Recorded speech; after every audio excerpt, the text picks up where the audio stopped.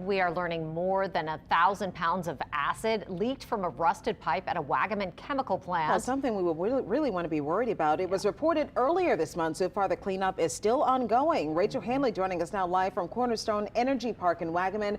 Rachel, first question here. Any danger to the public? Well, when the company first told neighbors who live around here about the spill, they said that there was, and I'm quoting here, no impact to the community. We also talked to an expert, and he says that even though you wouldn't want to touch this acid in high concentrations with your bare hands or breathe it in, it's not as toxic as some of the other pollutants we've talked about in the past. Here's what we were able to find out about this accident. Cornerstone Energy Park in Waggaman is right next to Johnny Rhea's house. He says it's usually a good neighbor. I always get notifications, when something's, there's an emission problem or a pop-up valve making noise or anything. Earlier this month, that's exactly what happened. Another neighbor showed us this message from Cornerstone. It explained that on July 3rd, workers at Cornerstone Energy Park noticed something unusual was being detected in the runoff that goes from the park into the river. The company called the Coast Guard to report this.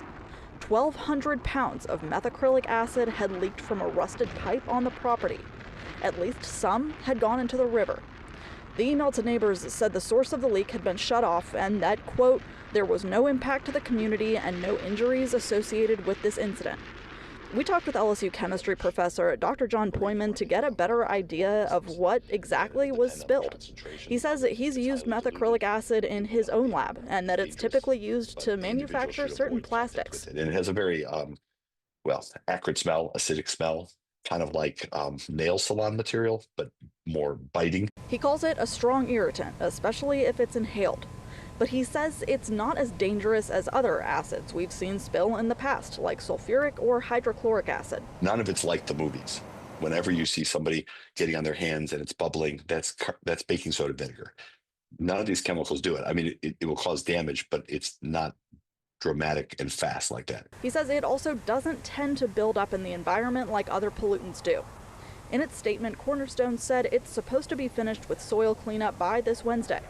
It added that it was, quote, delayed due to forecast weather impacts associated with Invest 93L. Cornerstone does own this site, but there are a few other tenants that occupy it. So far, we don't know which tenant was responsible for the spill.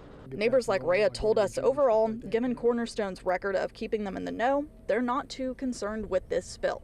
It might be in the back of my mind now, but other than that, like I said, since 1980, I can't complain about the relationship that they have with us down the street and any other neighbors,